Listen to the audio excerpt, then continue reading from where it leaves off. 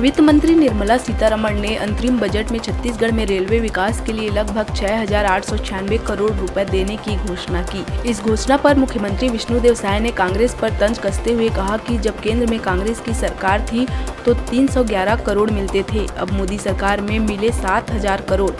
यही तो है डबल इंजन की सरकार। छत्तीसगढ़ में आयकर विभाग की पिछले 3 दिनों से जारी है कार्रवाई। आईटी की टीम ने प्रदेश में 45 से ज्यादा ठिकानों पर की छापेमारी, जिसमें पूर्व मंत्री अमरजीत भगत, प्रदेश के बड़े कारोबारियों और बिल्डर्स के ठिकानों पर दी गई दबिश। आईटी की टीम ने करोड़ों रुपए नकदी समेत जेवर और अहम दस्तावेज किए जब्त। तो वहीं छापेमारी के बीच छत पर योगा करते नजर आए मंत्री अमरजीत भगत। बिलासपुर हाईकोर्ट में कोरबा जिले के नगर पंचायत छुरी कला की अध्यक्ष को हटाने के लिए अविश्वास प्रस्ताव के आदेश को दी गई चुनौती।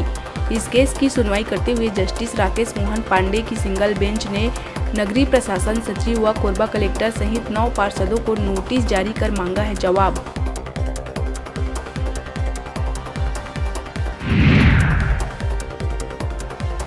बिलासपुर के अटल बिहारी वाजपेयी यूनिवर्सिटी की सेमेस्टर एग्जाम में खुलेआम चल रहा था नकल। बीएससी फर्स्ट ईयर के स्टूडेंट परीक्षा हॉल में मोबाइल लेकर गूगल से केमिस्ट्री के मांग रहे थे आंसर। उड़न दस्ता टीम की रिपोर्ट के बाद यूनिवर्सिटी ने एक्शन लेते हुए कॉलेज प्रबंधन को नोटिस जारी कर बदले एग्जाम सेंटर। पचपेड़ी के संत गुरु घासीदास कॉलेज का है पूरा मामला। जसपुर कुनकुरी थाना क्षेत्र के एक हाई स्कूल में पदस्थ व्याख्याता एलबी पर स्कूली छात्राओं ने अश्लील हरकत और छेड़छाड़ करने का लगाया आरोप। लगभग 15 दिन पहले स्कूल के प्रिंसिपल ने डीओ को मामले से कराया था अवगत। वहीं अब पुष्टि के बाद आरोपी शिक्षक पर दर्ज होगी एफआईआर। 3 सदस्यीय जांच टीम ने की मामले की पुष्टि।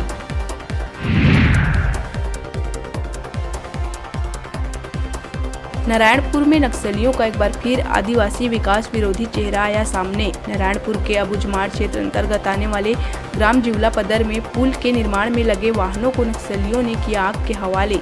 आगजनी की फिलहाल नहीं हुई है आधिकारिक पुष्टि।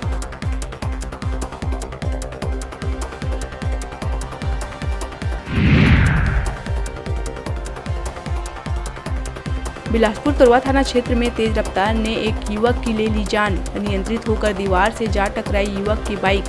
गाड़ी समेत 10 फीट उछलकर गिरा युवक और मौके पर ही हो गई मौत। मार्केटिंग का काम करने वाला युवक काम निपटाने के बाद लौट रहा था बिलासपुर।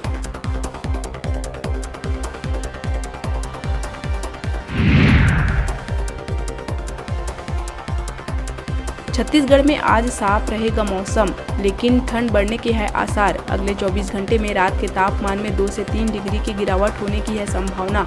गुरुवार को प्रदेश के सरगुजा, जसपुर और सूरजपुर में हुई हल्की बारिश। सूरजपुर में 6.3 मिलीमीटर बारिश की गई रिकॉर्ड।